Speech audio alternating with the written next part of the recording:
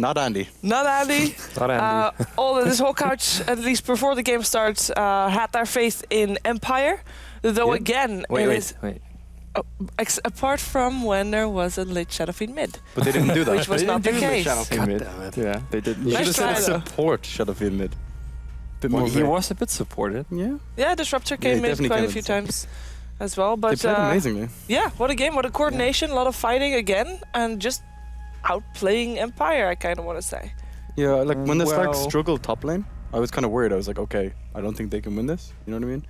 And then all of a sudden, like, Excalibur again just played phenomenally. He farmed so Okay, well. here's the thing. Let's not forget that he got first blooded mid by Yoku. Yes. So, Yeah. like, it's very different from game 1 where Yoku got somewhat outplayed. I thought He had more help this game. He had the That's true. stacks. Yeah. That's true. The thing is, like, Team Empire is not Team Empire. Like, what their biggest strength is understanding when they could take fights and winning those fights.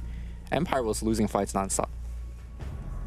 Like, we cannot deny that, right? Like, this is not the Empire that we normally get to see, right? Or was this the Empire that just got thrown off guard by being put out of their comfort zone by NoLogicGaming?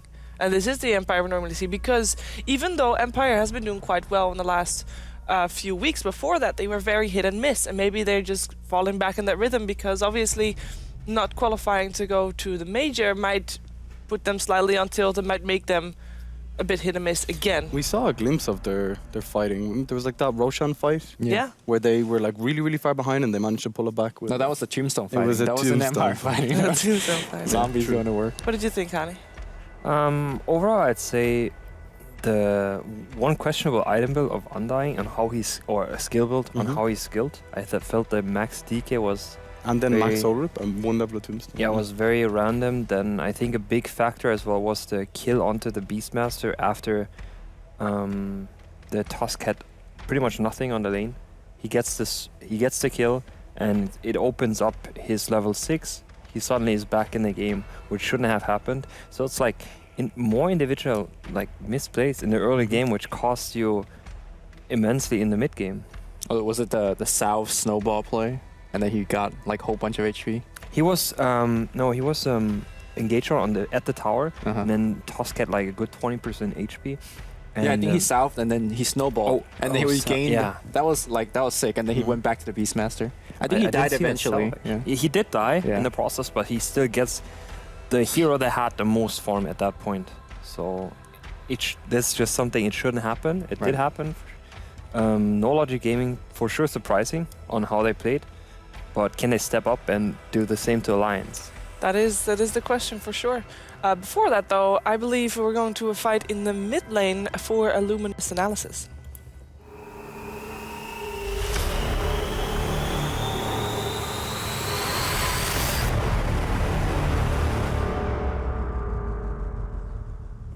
Hey, camera one. Looking at you. Let's jump into the replay for that Luminous analysis. All right, so this is a mid-river fight, and to me, this was the deciding fight. Okay, why is it already starting? Can we go back, Scriff? Please. God damn it, Scriff. No?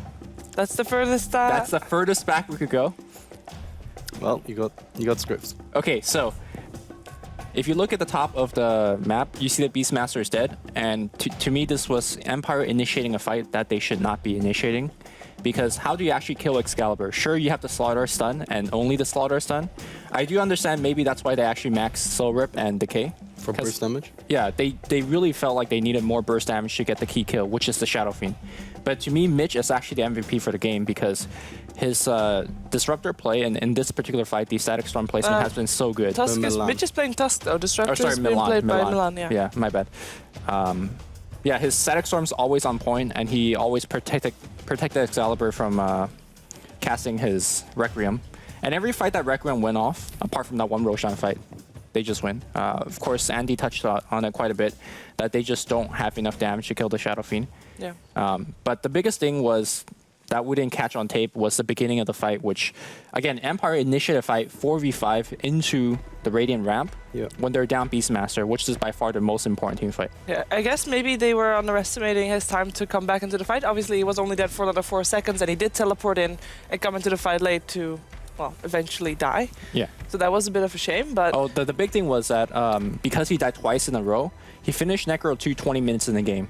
This is where you see premier Beastmaster player like Mag would finish Necro 3 by then, and you are actually a huge threat on the map to heroes like Slark, Shadow Fiend. They can't really solo farm anymore because a blink or just straight up roar into Necro 3 is a solo kill. But I think that's also that goes back to what happened in the laning lane stage. Yeah, if he had the free farm, which he should have had, you get a really early Necro 1, which then lets you snowball into a 2 and 3. Yeah. And that's just, it sounds so small because it's just like one death, but that one snowballs so hard into your mid game. If you are the one hero that is secured free farm. If you are Alliance and you watch this series, what do you got? What's your thoughts going into the second series? Disruptor, I think, played a big part. Yeah, In both both, games, in I both agree. of their games. I pointed out earlier as well. It seems to be very comfort here for them. I would say they should probably put a bit more effort on the mid lane. Just keep Excalibur down. It's a tough challenge when, yes, you are somewhat, like, he showed that he played a solid mid lane, but if he's pressured a bit more, gets a bit more help, like Alliance offers a more help towards S4's lane, then he could struggle. Like, that's what I'm thinking. He could struggle in even a dual lane scenario where it's Wisp plus Tiny, something like that, in the mid lane, which is common for Alliance. They banned a Wisp multiple times, but it's something I think that Alliance will look out for. Okay, and of course, with the series behind us, we can actually, before we go into the winner's interview, we can take a look at the standings to see how Empire mostly is doing. Obviously, this was the first series that NoLogicGaming played, and you know they won, so they're doing really well. They're still standing 5th because obviously they haven't played that many games just yet. 100% win rate. 100% win rate. But Empire is the one, even though they're standing 2nd right now, Andy already said, like, if they're not in the bottom 4, then something's wrong. But they will be in the bottom 4. They only have to play one more series.